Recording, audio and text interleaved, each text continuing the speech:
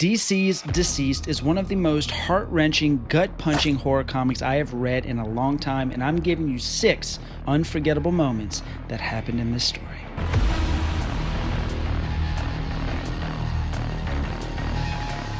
What is up, guys? Welcome to Paper Chase Reviews, the comic channel where I talk about comic art and stories. If you like something like that, subscribe, hit like. Let's dive into this monster of a book here, pun 1000% intended. So 6 unforgettable moments in this.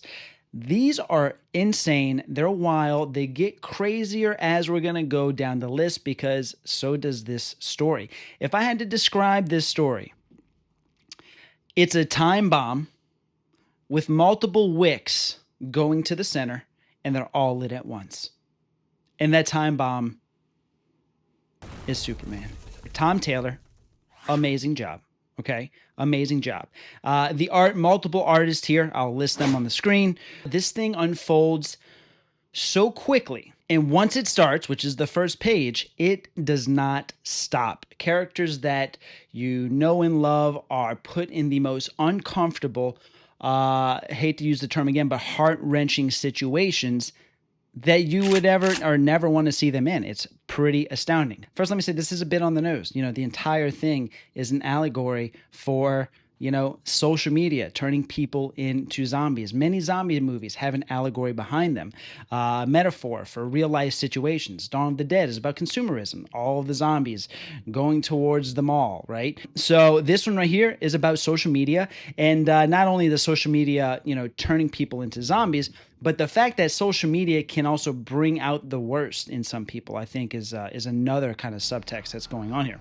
So basically, the anti-life equation, which is the virus, which is it's a technovirus, can be spread through computers, devices, electronics, and it can also be spread biologically through blood, and guts and getting eaten and bitten and all that stuff. So it can spread 2 ways. So this thing is wreaking havoc. Now, the name of the game in this whole story is don't let the big dogs, don't let the big boys get the virus, because then, well, it's game over. So who are your big heavy hitters in DC?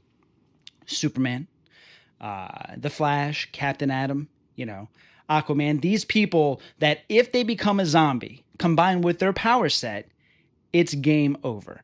And that is the underlying tension behind this entire story.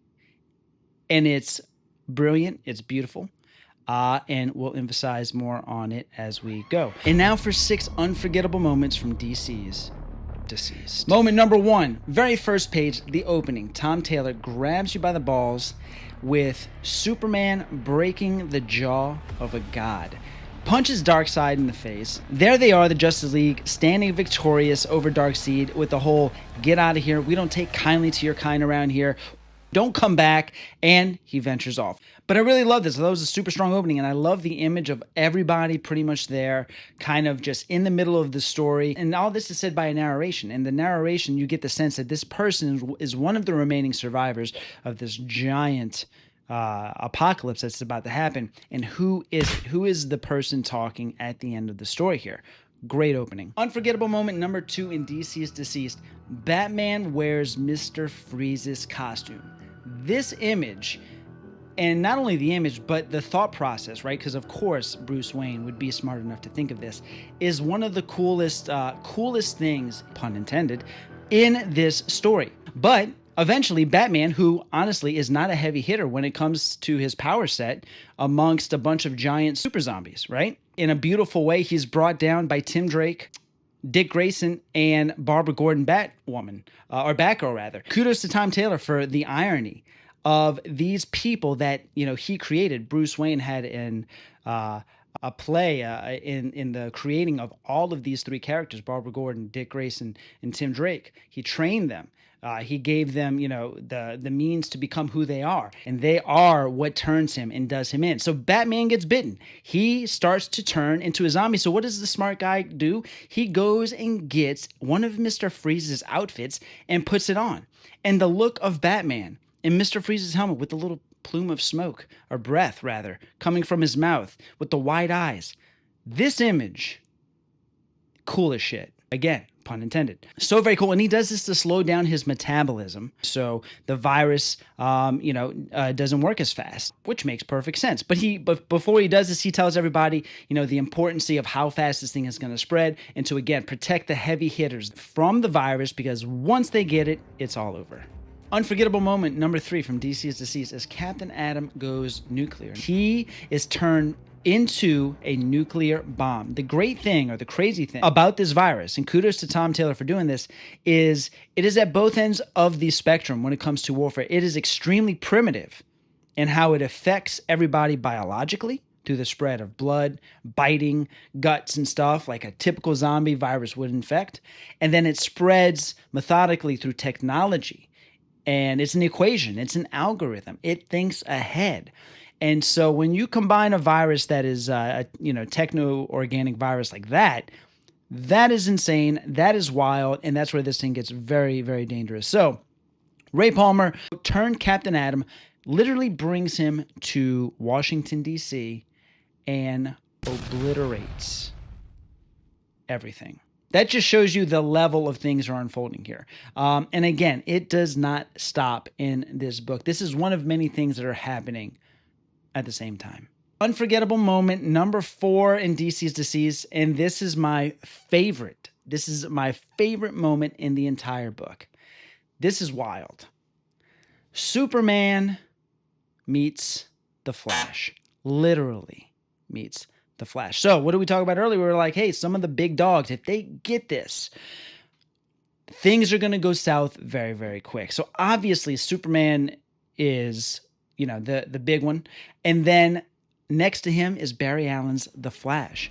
Barry Allen gets infected by Martian Manhunter and vanishes. And then all of a sudden, they're starting to get comm calls from people around the world saying that people are turning in an instant death to millions of people at the same time, because Barry Allen is just going around turning everybody into zombies. It's fucking wild. And so Superman is like, he's the only one that can stop him, right? It's like a game of chess. It's insane. So Superman is really the only one that can go up against him. So Superman takes off, and I think Reverse Flash is like, hey, how are you going to catch him? Because they've raced in the comics multiple times before. And for the most part, I think almost all of them. The first one, I think, was a tie, Superman versus the Flash. And then after that, I'm pretty sure Barry Allen beats Superman almost every time. So Barry Allen is faster than Superman. But he asks him, how are you going to catch him? And then Superman says, I don't have to catch him. I just have to meet him. And so this is the coolest thing ever. So Barry Allen's going around the world, right? Just fucking people up. And so Superman's like, I'm going to cut him off on the other side. And one of the best comic panels I've laid eyes on in a very long time, Superman flies directly through Barry Allen, cutting him in half. This is so cool. This is so creative and a great use of characters, powers against each other. And, one of the final, most vital dominoes to fall in this apocalypse that's unfolding. This kind of kicks off Act 3 of this comic book series. And man, but not without a little bit of tragedy at the end of this epic scene. After Superman realizes, okay, I took him out, he looks down and he's got 2 fingers lodged in his gut. Game over. Superman's infected. Not game over quite yet, but pretty much. Wait till you see what happens. Number 5, most unforgettable thing that happened in DCEASED is a zombie undead Aquaman riding a zombie Kraken. That sounds insane when you say that. When you say that out loud, that sounds wild. But basically, a giant undead Kraken emerges from the sea, and on top of it is an undead Aquaman leading an army of undead Atlanteans. And they're charging right after Paradise Island, where Wonder Woman and a bunch of other heroes are there. They got there from other things that happened in the story. They raised basically the tide to bring refugees to Paradise Island. And that's why Aquaman was able to reach Paradise Island with the Atlanteans. But him coming out of the ocean with this giant beast, this mythological beast, undead, it's just a reign of death And man, was it glorious. It was an incredible panel. And what's great at the end of this is Green Arrow does have a little bit of a story arc. Green Arrow is a great comic relief in this whole story here. And, you know, in the beginning, when they're talking about, okay, we got to protect the big threats from getting this virus, Green Arrow was kind of insulted that he wasn't considered one of those big threats, that he couldn't be a big threat. So he kind of held that with him for the whole story. And then at the very end, when Aquaman is on the Kraken and they're charging Paradise Island, whoosh, Green Arrow lets him have an arrow through the eye. Aquaman falls off into the sea. And of course, he makes a snarky comment. Great little end to his very little meaningless, funny story arc. But he was really the only bit of light in this story, actually. Other than, yeah, he was pretty much the only bit of light. There was some Harley Quinn and Poison Ivy stuff, but he was the only glimmer of hope in this whole thing. He brought some good comic relief. Great scene. Unforgettable. And the final and sixth most unforgettable thing that happens in DC's DCeased is Superman destroys the entire solar system. And that is exactly what it sounds like. So after Superman, now let me tell you, Superman's introduction into this virus is completely insane. The way that they document him getting the virus, and once he starts unleashing everything onto the world, is just very cryptic. You know, I think he even puts it as all hope was lost at like 10:48 a.m. Wednesday morning or something like that, right? And the first image is just almost like a nuke missile going down through a skyscraper and an entire city just blowing up from Superman just starting to wreak havoc. Now, after the whole Paradise Island and Kraken Aquaman situation, basically they go and look for Superman to see where he's at. And when they find Superman, he is in a vast land, a literal valley of death, unleashing his most deadly, lethal power, which is his heat vision. He's just in a field with skulls and bones around him, and he's just burning everything to the ground. Like, dude, talk about like the antithesis of what your character is. To go to that moment where you're just annihilating, you are Apocalypse incarnate. It's insane. It is really insane. But that is not how he destroys the solar system. So what's happening now is everybody, all the survivors, millions of people, and whatever remaining heroes, including Damian Wayne and John Kent, Superman and Batman's sons, are on a ship and they're fleeing Earth. And as the Earth is pretty much just burning below them, Superman starts coming for the ship. And this is definitely one of the most heart-wrenching, heartfelt moments in the entire story. Other than when Superman pretty much is telling everybody goodbye because he knows he's dying, John Kent realizes that he is the only one that can take on his dad or have a shot at it. And this was a very Robert Kirkman Invincible moment, like a very, very, very similar.